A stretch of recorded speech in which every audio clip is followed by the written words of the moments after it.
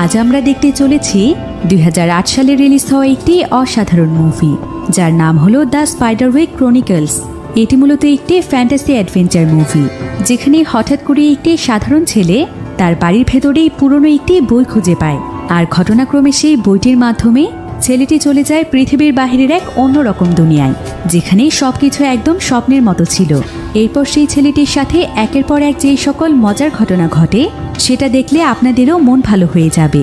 তাহলে চলুন ঘুরে আসা যাক পৃথিবীর বাহিরের অন্যরকম এক স্বপ্নের দুনিয়ায়। তো গল্পটি শুরু হয় একটি ল্যাবের মধ্যে, যেখানে একজন ব্যক্তি ছোট ছোট কয়েকটি প্রাণীর উপরে এক্সপেরিমেন্ট করছিল। আর এই ব্যক্তির নাম হলো আর্থার স্পাইডারউইক। সে ছিল একজন ফিল্ড গাইড, যার প্রধান কাজ হলো প্রকৃতিতে থাকা বিভিন্ন প্রাণীদের উপর রিসার্চ করে সেই প্রাণীগুলো সম্পর্কে বই লেখা। তবে আর্থার এবার এমন একটি প্রাণী সম্পর্কে বই লিখছে, যেটা কিনা ছোট হলেও একদম মানুষের মতোই দেখতে ছিল। এমনকি পেছনে তাদের প্রজাপতির মতো দুটো ডানা আছে, অর্থাৎ এগুলো হলো ছোট ছোট পরী, যাদের সম্পর্কে আমরা মূলত রূপকথার গল্পে শুনে থাকি। আর আর্থার বাস্তবেও এই প্রাণীগুলোর অস্তিত্ব খুঁজে পেয়েছে, তাই সে এই পরীদের সম্পর্কে একটি বই তৈরি করে বইটির উপরে সে সিল মেরে দেয়। কিন্তু বইটিতে সিল মেরে দেওয়ার সাথে সাথেই সেখানে অদ্ভুত কিছু ঘটনা ঘটতে থাকে। তার ল্যাবে থাকা সমস্ত জিনিসপত্র নড়তে শুরু করে, এমনকি সেই সিলের সাথে সাথে তার বাড়ি এবং আশেপাশের সবকিছুতেও সিল লেগে যায়। এই ঘটনার পর প্রায় 80 বছর পার হয়ে যায়, আর এতগুলো বছর ধরে এই বাড়িটি পরিত্যক্ত অবস্থাতেই পড়েছিল। তবে হঠাৎ করে আজকে এখানে একটি পরিবার আসে, আর আজ থেকে তারা এই বাড়িটিতে থাকবে। তারা ছিল মোট 4 জন সদস্য, যাদের মধ্যে 2 জন যমজ ভাই জ্যারেড এবং সিমন, আর তাদের একমাত্র বড় বোন ম্যালোরি এবং তাদের মা হলো হেলেন। আসলে এই বাড়িতে আর্থার নামক যেই ব্যক্তিটি ছিল, সে ছিল হেলেনের নানা। আর হেলেন যেহেতু তাদের পরিবারের একমাত্র বংশধর, তাই তাদের পৈতৃক সম্পত্তি শেষ পর্যন্ত সে পেয়েছে, যার ফলে সে তার বাচ্চাদেরকে নিয়ে এই বাড়িতে থাকতে এসেছে। তবে তাদের সঙ্গে তার হাজবেন্ড ছিল না। আসলে কয়েক বছর আগে তার হাজবেন্ডের সঙ্গে তার ডিভোর্স হয়েছে, তাই সে এখন তার বাচ্চাদের সঙ্গে একাই থাকে। তবে এই নতুন বাড়িতে শিফট হওয়ার ফলে তারা সবাই খুশি ছিল, একমাত্র জ্যারেড ছাড়া। কারণ জ্যারেড তার বাবার সঙ্গে থাকতে চাইছিল, কিন্তু তার মা তাকে তাদের সঙ্গে জোর করে এখানে নিয়ে এসেছে, তাই সে তাদের সবার সঙ্গে রাগ দেখাচ্ছিল। কিন্তু তারা কেউই তাকে পাত্তা না দিয়ে বাড়ির ভেতরে চলে যায়, তাই জ্যারেডের আরও বেশি রাগ হয়। সে তখন একটি লাকড়ির সাহায্যে তাদের গাড়ির মধ্যে বাড়ি দিতে থাকে। তবে এ সময় তাকে দূর থেকে কেউ একজন দেখছিল। এরপর বাধ্য হয়ে জ্যারেড বাড়ির ভেতরে চলে যায়, আর সে তার ভাই সিমনের সঙ্গে তার জিনিসপত্রগুলো গোছাতে শুরু করে। কিন্তু জিনিসপত্র গোছানোর সময় জ্যারেড একটি জিনিস লক্ষ্য করে। সে দেখতে পায় যে এই বাড়িটির জানালাগুলোর কাছে লবণ দেয়া আছে, এমনকি তারা বাড়িটির বিভিন্ন দেয়ালের মধ্যেও লবণ দেখতে পায়, যেটা তাদের কাছে অনেক অদ্ভুত লাগে। এরপর জ্যারেড এখানে তার ভাই সাইমনকে একটি ছবি দেখিয়ে বলে, তুমি কি জানো এই বাড়িটি যার ছিল, অর্থাৎ আমাদের মায়ের নানা আর্থার স্পাইডারউইক, সে অনেক অদ্ভুত একজন মানুষ ছিল। আর তার মৃত্যুও নাকি অনেক অদ্ভুতভাবেই হয়েছে, কারণ সবার ধারণা হলো কেউ নাকি তাকে এই বাড়ির মধ্যেই মেরে ফেলেছিল। তবে তার মৃত্যুর পরে তার মেয়ে নাকি পাগল হয়ে যায়, কারণ সে সবসময় একটি কথাই বলতো। সে বলতো যে তার বাবাকে নাকি পরীরা তুলে নিয়ে গিয়েছে। তাই তখন তার মেয়ে লুসেন্ডাকে পাগলা গারোতে নিয়ে যাওয়া হয়। এরপর রাতের বেলা তারা সবাই যখন ডিনার করতে যায়, তখন ম্যালোরি লক্ষ্য করে যে এই বাড়িটির মধ্যে প্রচুর পরিমাণে মধু এবং টমেটো সস রয়েছে। এমনকি তারা এটাও লক্ষ্য করে যে তাদের এখানে আসার পর থেকে তাদের অনেক জিনিসপত্র গায়েব হয়ে যাচ্ছে, অর্থাৎ তারা কোনো জায়গাতে কোনো জিনিস রাখলে সেটা আর পরবর্তীতে খুঁজে পাচ্ছে না। আর ম্যালোরি এখানে তার প্রয়োজনীয় কিছু জিনিস খুঁজছিল, যেগুলো সে কোথাও খুঁজে পাচ্ছে না। তাই তার কাছে মনে হয় যে তার জিনিসগুলো হয়তো জ্যারেডই সরিয়েছে, কারণ জ্যারেড ছিল অনেক দুষ্ট প্রকৃতির, তাই সে ছাড়া এই কাজ আর কেউ করবে না। তাই সে জ্যারেডের উপর সমস্ত দোষ চাপিয়ে দেয়। কিন্তু ঠিক তখনই জ্যারেডকে তার বাবা ফোন করে। আসলে কালকে জ্যারেডকে তার বাবার নিতে আসার কথা ছিল, কিন্তু তার বাবা তাকে জানায় যে তার নাকি কালকে জরুরি একটি কাজ আছে, তাই সে কালকে জ্যারেডকে নিতে আসবে না। জ্যারেডের এতে প্রচণ্ড মন খারাপ হয়, তাই সে তখন মন খারাপ করে তার রুমে চলে যাচ্ছিল।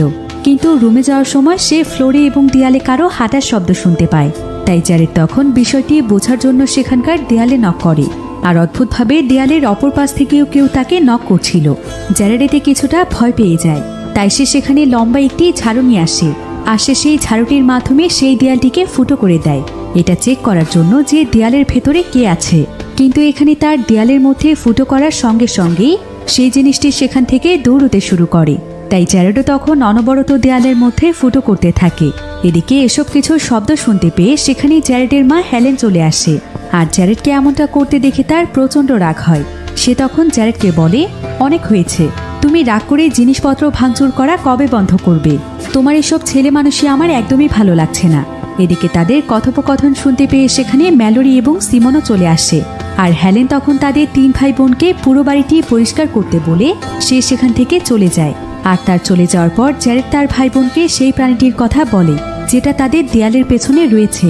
ম্যালোরিও তখন এখানে জ্যারেডের কথা মতো বিষয়টি চেক করতে যায়, কিন্তু যখনই সে সেই ঝাড়ুটি দিয়ে দেয়ালের মধ্যে নক করে ঠিক তখনই সেখানকার দেয়ালটি ভেঙে পড়ে যায়। এরপর তারা 3 ভাই বোন দেখতে পায় যে দেয়ালের পেছনে তাদের সেই সমস্ত জিনিসগুলো রয়েছে যেগুলো তারা খুঁজে পাচ্ছিল না। এতে তারা 3 জনই অনেক অবাক হয়ে যায়, কারণ তাদের এই সমস্ত জিনিসগুলোকে দেয়ালের পেছনে কে নিয়ে আসলো। তবে ম্যালোরি মনে করে যে জ্যারেডি হয়তো তাদের এই জিনিসপত্র দেয়ালের পেছনে লুকিয়েছে, কারণ এই বাড়িতে এসে সে বেশি খুশি ছিল না, তাই সে হয়তো সকলের উপর প্রতিশোধ নেওয়ার জন্য এমনটা করছে। যার ফলে ম্যালোরি এবং সিমন তার সঙ্গে রাগ করে এখান থেকে চলে যায়। জ্যারেডের এতে প্রচণ্ড মন খারাপ হয়, কারণ জ্যারেড এমনটা করেনি। এরপর জ্যারেড সেই জায়গাটি চেক করতে যায় যেখানে তাদের জিনিসপত্রগুলো রয়েছে। তো সেই জিনিসগুলোর কাছে এসে জ্যারেড বুঝতে পারে যে এটা হলো একটি ডাম্প ওয়েটার, যেটার মাধ্যমে যে কোনো জিনিসপত্রকে উপর থেকে নিচে নিয়ে আসা হয়। জ্যারেড তখন এই ডাম্প ওয়েটারটিকে ক্লিন করে। এরপর সে সেখানে একটি চাবি খুঁজে পায়। এবার সে তখন কোনো কিছু চিন্তা না করে সেই চাবিটি নিয়ে ডাম্প ওয়েটারের মধ্যে বসে উপরে চলে যায়। আর সেখানে সে ছোট্ট একটি দরজা দেখতে পায়। এরপর জ্যারেড যখন সেই দরজাটি দিয়ে ভেতরে প্রবেশ করে তখন সে দেখতে পায় যে এটা হলো একটি ল্যাব। আসলে এটা ছিল সেই ল্যাব যেখানে আর্থার স্পাইডারউইক রিসার্চ করত। তো জ্যারেড এখানে একটি সিন্দুক দেখতে পায়। এরপর তার কাছে যেই চাবিটি ছিল সেই চাবিটি দিয়ে খুব সহজেই সে সিন্দুকের তালা খুলে ফেলে। এরপর সে সেই সিন্দুকটির মধ্যে কাপড় দিয়ে পেঁচানো একটি বই দেখতে পায়। আসলে এটা হলো সেই বই যে বইটির মধ্যে আর্থার সিল মেরে দিয়েছিল। আর বইটির উপরে লেখা ছিল বইটি যেন কেউ না খোলে। কিন্তু তারপরও জ্যারেড যখন এখানে বইটি খুলতেই যাচ্ছিল ঠিক তখনই সে পেছন থেকে একটি আওয়াজ পায়। এরপর সে পেছনে ঘুরে তাকালে সেখানে একটি লেখা দেখতে পায় যেখানে লেখা ছিল, এখান থেকে চলে যাও জ্যারেড। এরপর সেখানে জ্যারেডের টর্চটি ঘুরতে শুরু করে। জ্যারেড তো অনেক ভয় পেয়ে যায় আর সে তাড়াতাড়ি করে কোনো মতে সেখান থেকে নিচে চলে আসে। এরপর সে সোজা চলে যায় তার ভাই সিমনের কাছে। আর সে সিমনকে ঘুম থেকে জাগিয়ে বলে, তুমি তাড়াতাড়ি আমার সাথে চলো, উপরে আমি একটি গোপন রুম খুঁজে পেয়েছি। কিন্তু সিমনের কাছে মনে হয় জ্যারেড হয়তো মিথ্যে বলছে, অথবা সে হয়তো স্বপ্ন দেখেছে। তাই সিমন এখানে জ্যারেডকেও তার সঙ্গে ঘুমিয়ে পড়তে বলে। যদিও জ্যারেড তার সঙ্গে শুয়ে পড়েছিল কিন্তু তার কিছুতেই ঘুম আসছিল না। তবে সেই ল্যাবটি থেকে আসার সময় জ্যারেড তার সঙ্গে সেই বইটিও এনেছিল যেটা সে সেই সিন্দুকের মধ্যে খুঁজে পেয়েছিল। এবার জ্যারেড তার বিছানায় বসে বইটির মধ্যে থাকা ওয়ার্নিং নোটটি পড়তে শুরু করে যেখানে লেখা ছিল, এই বইটিকে কখনোই পড়ো না, এতে তোমার জীবনের ঝুঁকি রয়েছে। এটা পড়ে তো জ্যারেডের বইটির উপরে ইন্টারেস্ট আরও বেশি বেড়ে যায়। সে তখন সঙ্গে সঙ্গে বইটির উপরে থাকা সিলটি খুলে ফেলে, যার ফলে 80 বছর আগে বাড়িটির মধ্যে যেই সিলটি লেগেছিল সেটাও সঙ্গে সঙ্গে খুলে যায়। আসলে এতগুলো বছর ধরে এই বাড়িটির চারিদিকে একটি ম্যাজিক্যাল সুরক্ষিত দেয়াল ছিল যেটা আজকে বইটির সিল খোলার সাথে সাথে নষ্ট হয়ে গিয়েছে। এদিকে জ্যারেড তার রুমের মধ্যে অদ্ভুত কিছু আওয়াজ পাচ্ছিল, তাই সে তখন সেখানে থাকা একটি বক্সের মধ্যে গিয়ে লুকিয়ে পড়ে। আর সে সেখানে বসে বইটি পড়তে শুরু করে যেখানে লেখা ছিল, আমাদের এই পৃথিবী রহস্যে ঘেরা, আর পৃথিবীতে এমন কিছু প্রাণী রয়েছে যেগুলোকে আমরা দেখতে পাই না। খালি চোখে তারা আমাদের কাছে কখনোই ধরা দেয় না, কিন্তু তাদেরকে দেখার জন্য বিশেষ কিছু উপায় আছে। আর এই সমস্ত প্রাণীদের মধ্যে একটি প্রাণী হলো পরী। পৃথিবীতে পরীদেরও অস্তিত্ব রয়েছে যেটা হয়তো মানুষ বিশ্বাস করতে চায় না, তবে তাদেরকেও আমরা বিশেষ কোনো উপায়ে দেখতে পারি। কিন্তু এই পরীরা কখনোই এটা চায় না যে মানুষ তাদেরকে দেখে ফেলুক অথবা মানুষ তাদের সম্পর্কে জানুক। এছাড়াও আমাদের আশেপাশে অনেক প্রকার ম্যাজিক্যাল প্রাণীরা আছে যারা কিনা তাদের জাদুর মাধ্যমে আমাদের কাছ থেকে লুকিয়ে থাকে। তবে তাদেরও একটি আলাদা জগৎ রয়েছে যেটা সম্পর্কে আমরা জানি না। তবে এই বইটির মাধ্যমে মানুষ চাইলে সেই সমস্ত প্রাণী এবং তাদের মধ্যকার পর্দা সরিয়ে ফেলতে পারবে। ফলে মানুষ তখন সেই সমস্ত প্রাণীদেরকে দেখতে পারবে, সেই সমস্ত প্রাণীদের দুনিয়ার সঙ্গে নিজেকে জড়িয়ে ফেলতে পারবে, যেটা বাকি মানুষেরা কখনোই দেখতে পায় না। তবে একবার যদি কোনো মানুষ সেই সমস্ত প্রাণীদের মধ্যকার পর্দা সরিয়ে ফেলতে পারে তখন তার কাছে পুরো দুনিয়ার সৌন্দর্যই বদলে যাবে। তবে হাজার বছর ধরে মানুষের কাছে এই সত্যটা গোপন থেকেছে, কিন্তু একসময় আমি এই শক্তিটি অর্জন করতে পেরেছিলাম আর ওই সকল প্রাণীদের বিশ্বাস অর্জন করতে পেরেছিলাম, যার ফলে খুব অল্প সময়ের মধ্যে তারা সবাই হয়ে ওঠে আমার বন্ধু। তাদের মাধ্যমে আমার পুরো দুনিয়াটাই বদলে যায়। তবে অবশ্যই এই বইটি সম্পর্কে আপনাকে সাবধান থাকতে হবে, কারণ ওই সকল প্রাণীদের অনেক প্রজাতি রয়েছে যারা সবাই ভালো নয়, আর তাদের মধ্যে একটি প্রাণী হচ্ছে মূলগরদ, যারা কিনা হলো তাদের সকলের লিডার, আর সে ডার্ক ফোর্সকে নিজের কবজায় নিতে চায়। তাদের জগৎটাও হলো মানুষের জগৎ থেকে সম্পূর্ণ আলাদা। তাই আমি যত বেশি তাদের সম্পর্কে জানতে পেরেছি, ততই আমার আপনজনদের ক্ষতি হয়েছে এবং সেই প্রাণীগুলো আমারও অনেক ক্ষতি করার চেষ্টা করেছে। তবে আমার এই বইটিতে লেখা তথ্যগুলো অনেক পাওয়ারফুল, তাই অবশ্যই বইটিতে লেখা প্রত্যেকটি তথ্য সঠিকভাবে ব্যবহার করতে জানতে হবে, তা না হলে যে কোনো সময় বিপদ ঘটতে পারে। তো জ্যারেড এখানে খুব মনোযোগ দিয়ে বইটি পড়ছিল, কিন্তু ঠিক তখনই সে ম্যালোরির চিৎকারের আওয়াজ শুনতে পায়। এতে সে একদম চমকে ওঠে। এরপর সে এবং তার ভাই সিমন যখন ম্যালোরির রুমে যায়, তখন সেখানে তাদের মাও ছিল।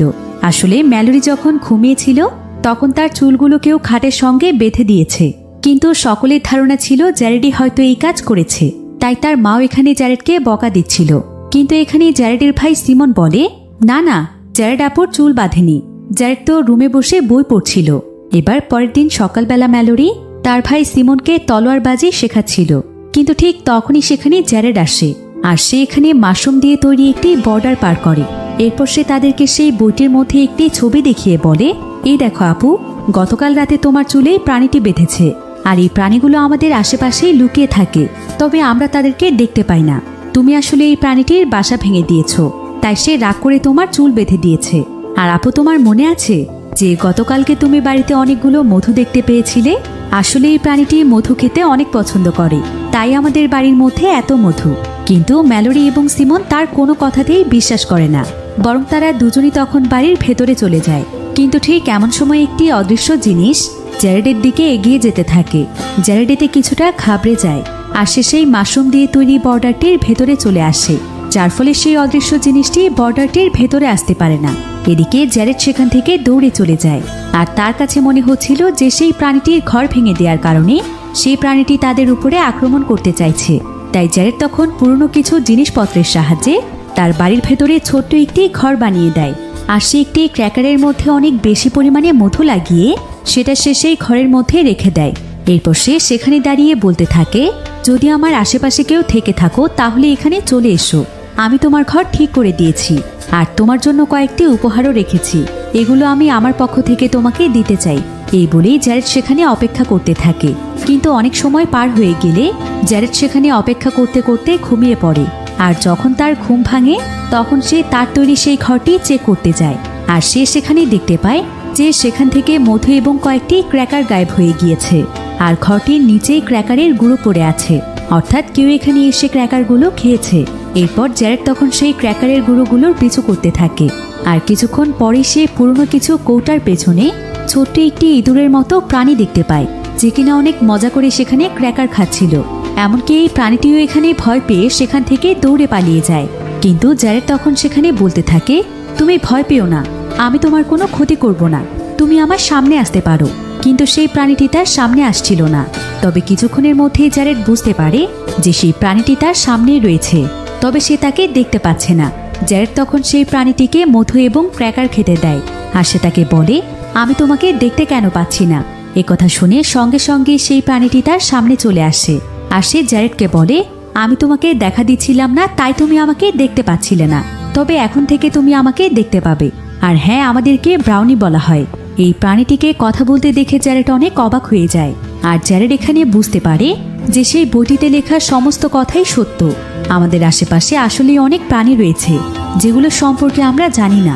কিন্তু ব্রাউনি যখন এখানে জ্যারেডের হাতে সেই বইটি দেখতে পায়, সে তখন অনেক রাগান্বিত হয়ে যায়, আর সে জ্যারেডের দিকে বিভিন্ন জিনিস ছুঁড়ে মারতে থাকে, এবং সেই সাথে সে বলতে থাকে, আমি এই বইটি বছরের পর বছর লুকিয়ে রেখেছি, এটা হলো আমাদের জগতের একটি সিক্রেট। তুমি কি বইটির উপরে থাকা ওয়ার্নিং নোটটি পড়োনি?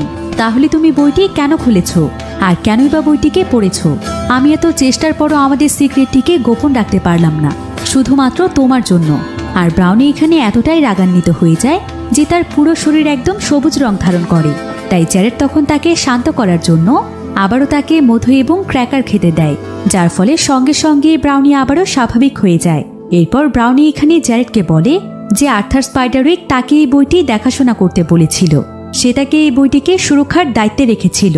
এমনকি আর্থার ব্রাউনিকে এটাও বলেছিল যে এই বইটি যেন কখনোই এই বাড়ির বাউন্ডারির বাইরে না যায়। জ্যারেড তখন তাকে বলে, বাউন্ডারি? কিসের বাউন্ডারি? ব্রাউনি তখন জানালা দিয়ে জ্যারেডকে বাড়ির বাউন্ডারিটি দেখায়। আর জ্যারেড যখন বাউন্ডারিটি দেখছিল ঠিক তখনই সেখানে তার ভাই সিমন চলে আসে। আর সিমন এখানে তার বিড়ালটি খুঁজতে বাউন্ডারিটি পার হয়ে যায়। এরপর যখন সে সেখানে দাঁড়িয়ে তার বিড়ালটিকে খুঁজছিল ঠিক তখনই সেখানে কোনো অদৃশ্য প্রাণী তার পা চেপে ধরে। সিমন এতে প্রচণ্ড ভয় পেয়ে যায়। আর ব্রাউনি যখন এই দৃশ্য দেখতে পায় তখন তার শরীরের রং আবারও চেঞ্জ হয়ে যায়।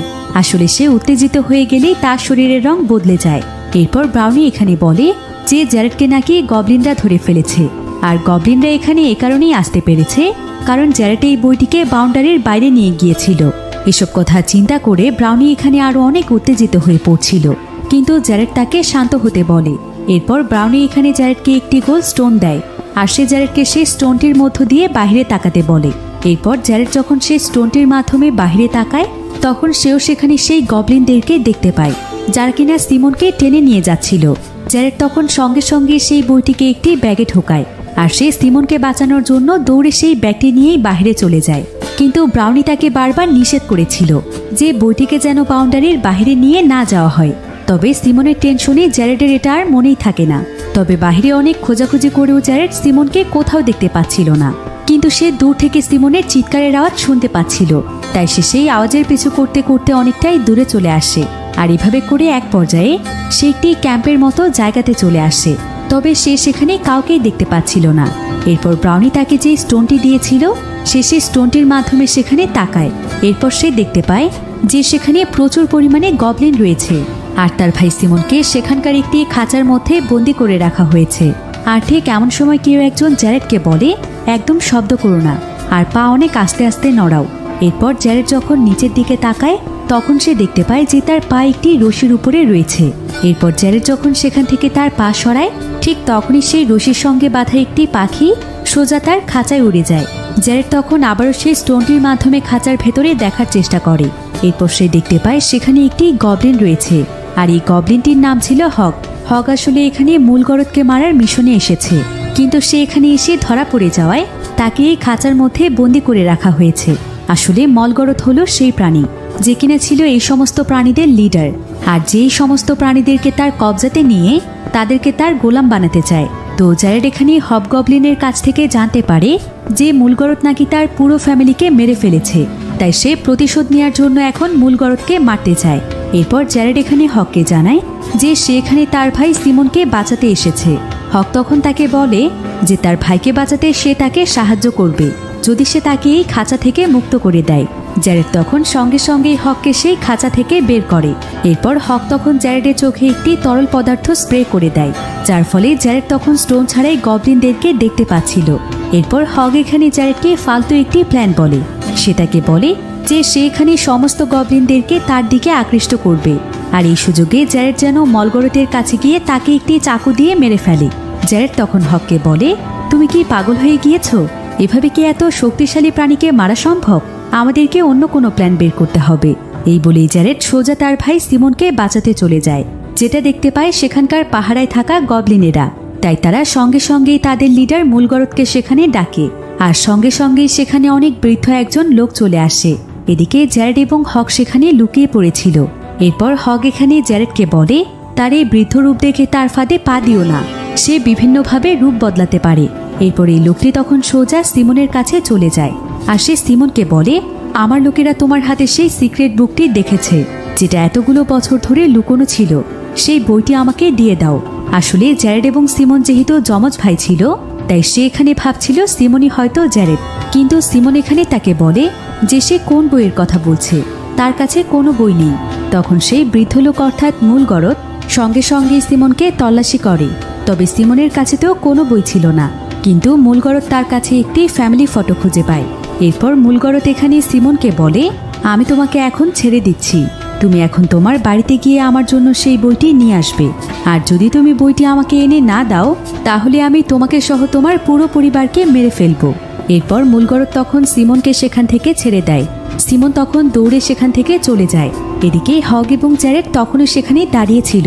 তারা তখন এখানে দেখতে পায় যে গবলিনরা এখানে মূলগরদকে বলছিল, আমরা যাকে তুলে নিয়ে এসেছিলাম আমরা জানতে পেরেছি তার একটি যমজ ভাই আছে যার নাম হলো জ্যারেড।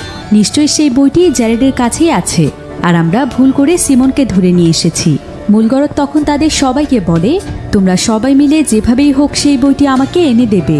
তবে জ্যারেডের কাছ থেকে সেই বইটি পাওয়ার পরেই সঙ্গে সঙ্গেই তার পুরো পরিবারকে মেরে ফেলবে। আর এসব কথা আড়াল থেকে জ্যারেড শুনতে পায়, যার ফলে সে তার পরিবারকে নিয়ে অনেক দুশ্চিন্তায় পড়ে যায়।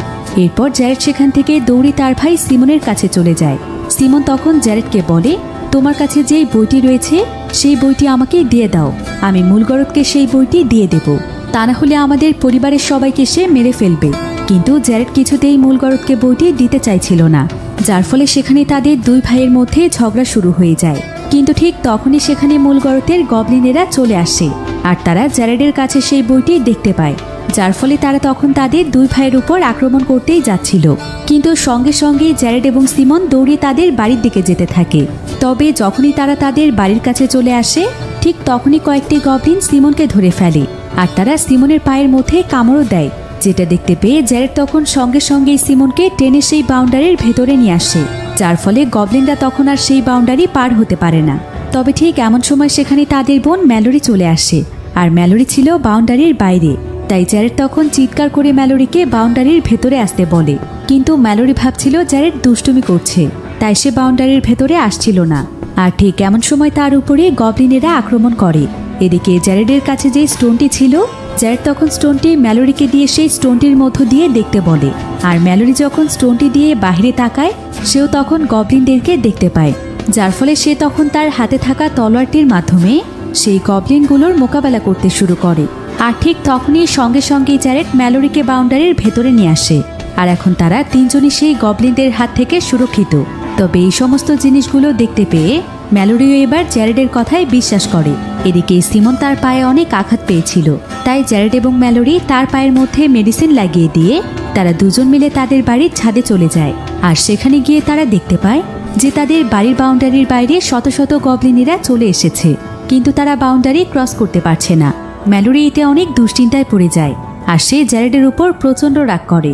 সে এখানে জ্যারেডকে বলে, তোমার কাছে যে বইটি রয়েছে তাদেরকে বইটি কেন দিয়ে দিচ্ছ না? দেখতে পাচ্ছ না ওরা আমাদের পেছনে পড়ে আছে? তুমি কি এটা চাইছো যে আমাদের পরিবারের কোনো ক্ষতি হোক? প্লিজ ওদেরকে ওদের বইটি তুমি দিয়ে দাও। কিন্তু ঠিক তখনই সেখানে অনেক উত্তেজিত হয়ে ব্রাউনি চলে আসে, আর ব্রাউনি এখানে তাদেরকে অনেক অনুরোধ করে যাতে করে তারা কোনো মতেই বইটি গবলিনদের হাতে তুলে না দেয়। এদিকে জ্যারেড ব্রাউনিকে শান্ত করার জন্য তাকে মধু খেতে দেয়। এরপর ব্রাউনি এখানে তাদেরকে বলে, যদি তোমরা মূলগরদের গবলিনদেরকে বইটি দিয়ে দাও তাহলে মূলগরদ আমাদের বাকি জাতিদেরকে মেরে ফেলবে, এমনকি আমাদেরকে তার গোলাম বানিয়ে রাখবে।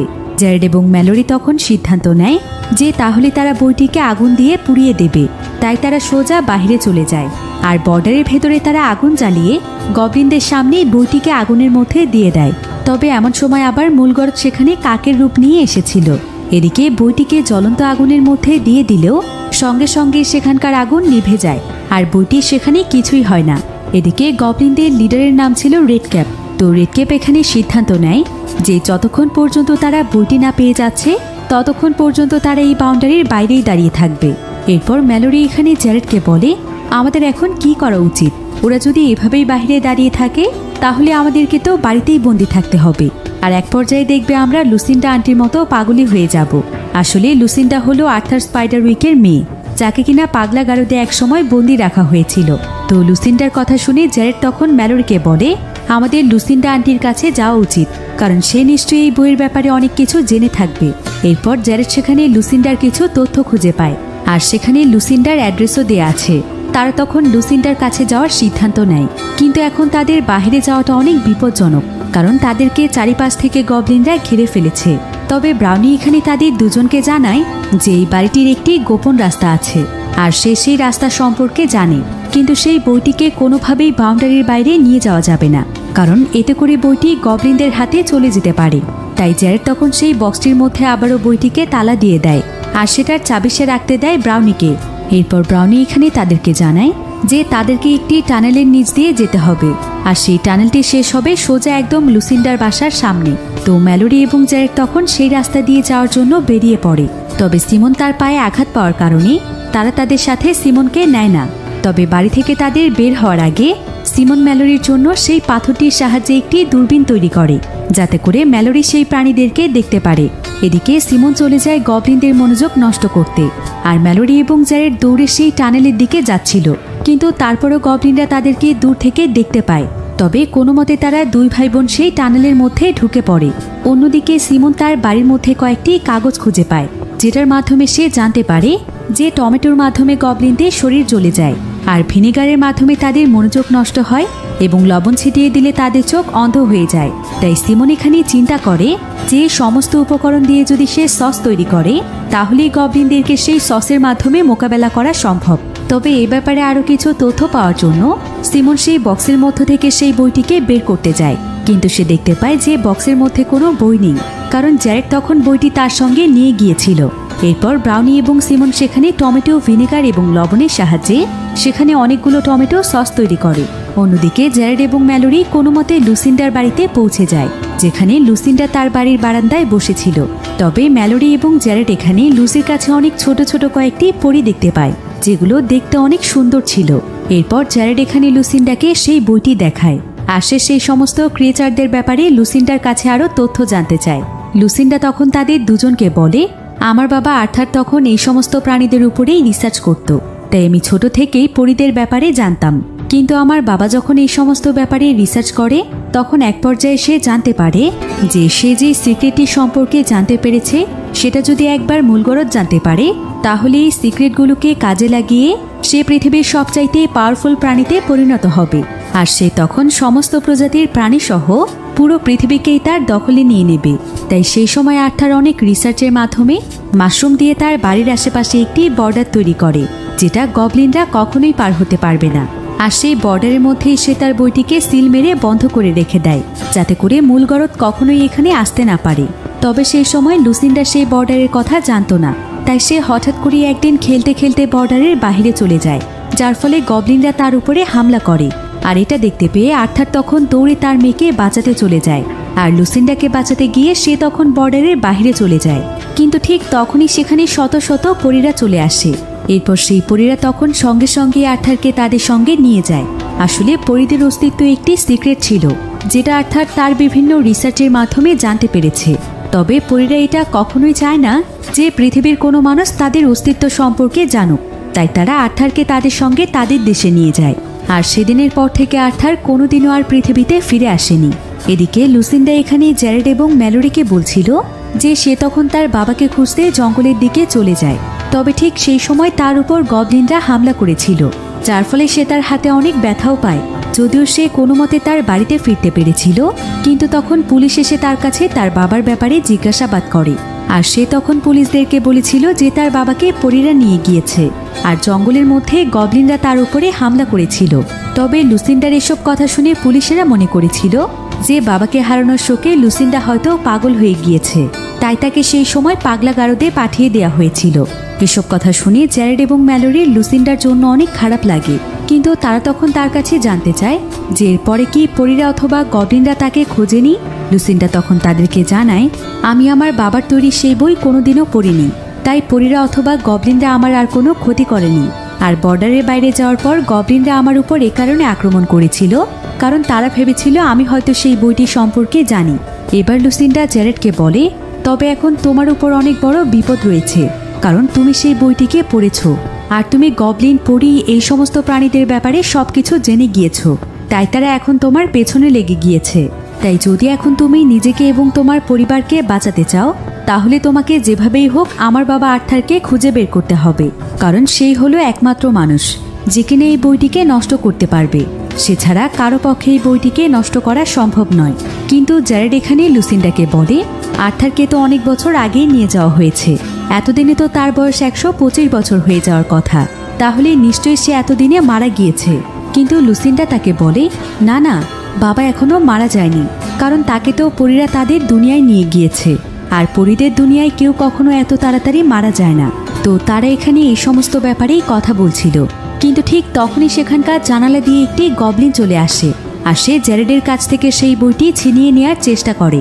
কিন্তু ঠিক তখনই লুসিন্ডা সেখানে তার হাতে এক মুঠ লবণ নেয় আর সেটা সেই গবলিনের চোখের মধ্যে ছুঁড়ে মারে, যার ফলে গবলিনরা তখন সেখান থেকে দৌড়ে পালিয়ে যায়। কিন্তু সেই বইটি টানাটানি করার সময় গবলিনদের হাতে সেই বইটির কয়েকটি পৃষ্ঠা চলে আসে, যেটার সাথে নিয়ে তারা সেখান থেকে চলে যায়।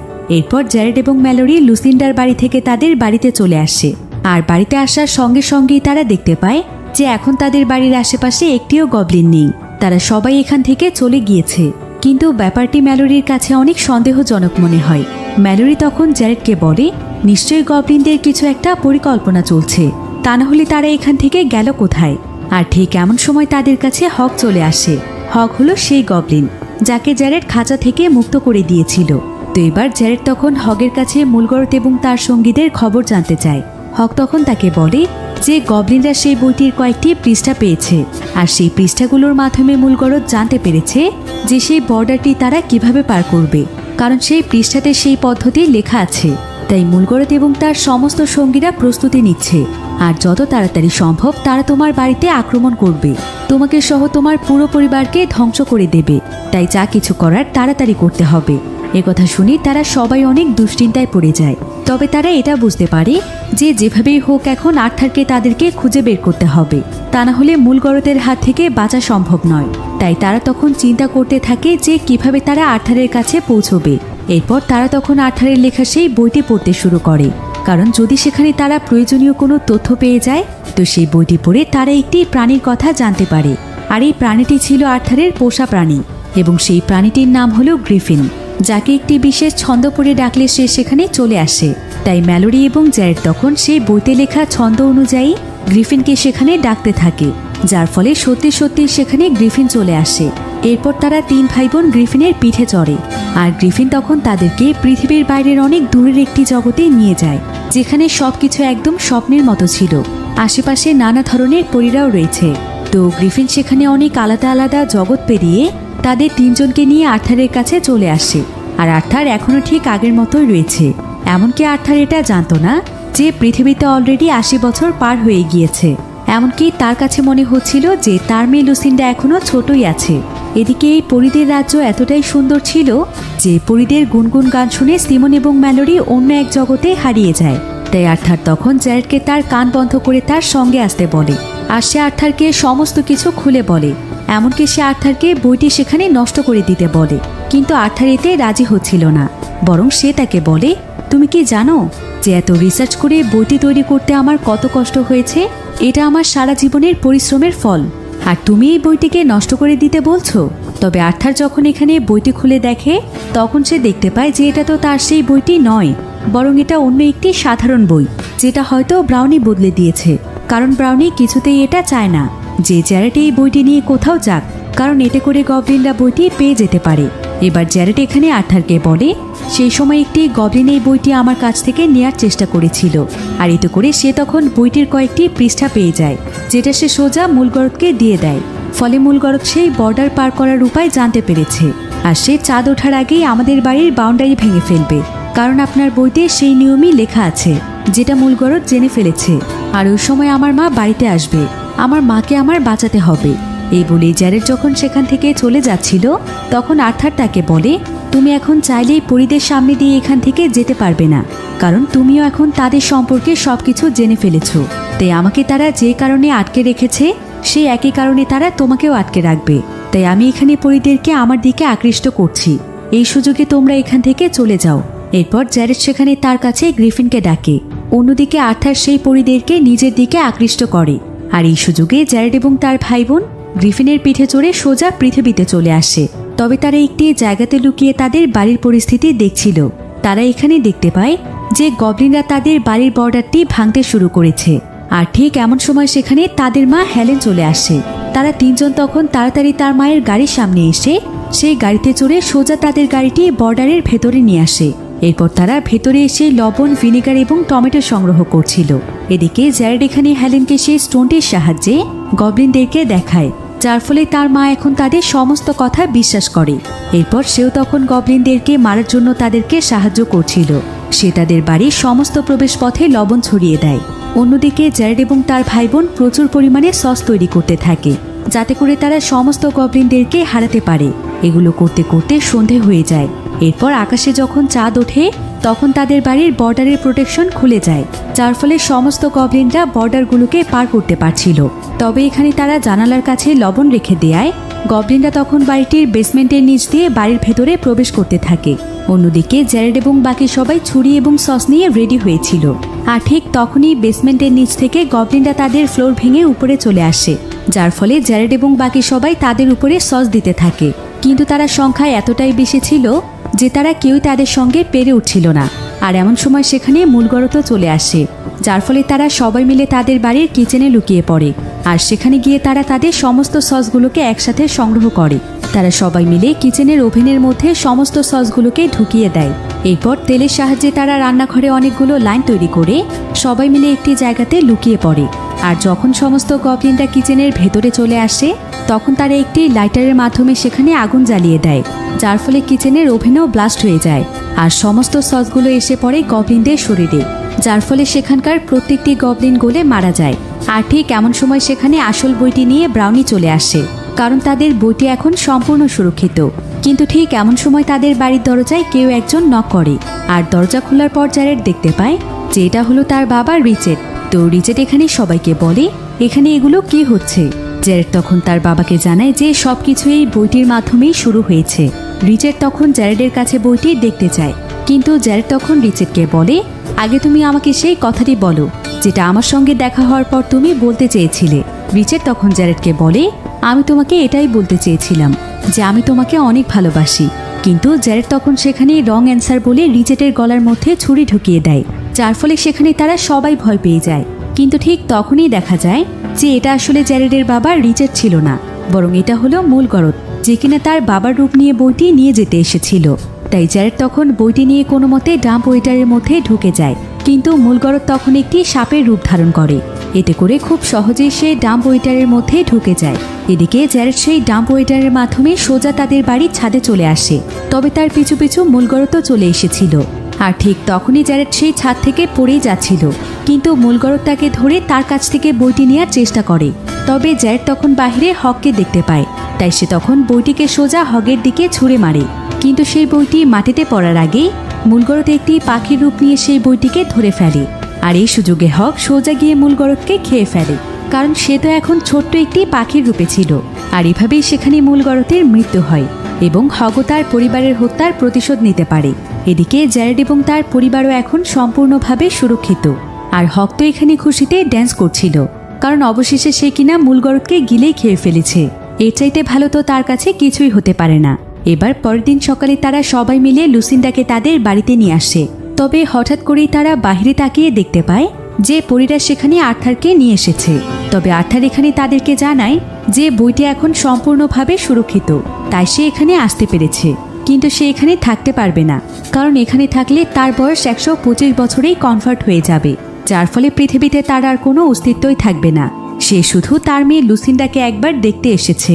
তো এতগুলো বছর পর লুসিন্ডা তার বাবাকে দেখে অনেক ইমোশনাল হয়ে যায়। আর সে তার বাবাকে বলে আমি তোমাকে একবার হারিয়ে ফেলেছি বাবা, আমি আর কখনোই তোমাকে হারাতে চাই না। পরীদের দেশে তো সবকিছুই সম্ভব, তুমি আমাকেও তোমার সঙ্গে নিয়ে যাও বাবা। আর্থার তখন লুসিন্ডার দিকে তার হাত বাড়িয়ে দেয়। আর লুসিন্ডা যখনই আর্থারের হাতে তার হাত রাখে তখন সঙ্গে সঙ্গেই তার বয়স একদম কমে যায়। সে ঠিক তার সেই সময়টাতে চলে আসে যখন সে তার বাবাকে হারিয়েছিল। এরপর লুসিন্ডা এবং আর্থার তখন তাদের সবাইকে বিদায় জানায়। পরীরা এবার তাদের দুজনকেই তাদের দেশে নিয়ে যায়। আর জ্যারেড এবং বাকি সবাই এ দৃশ্য দেখে অনেক ইমোশনাল হয়ে যায়, কিন্তু তারা তাদের বাবা মেয়ের জন্য অনেক খুশিও ছিল। আর সেদিনের পর থেকেই জ্যারেড এবং তার পরিবার সুখে শান্তিতে আর্থারের সেই বাড়িতেই থাকতে শুরু করে।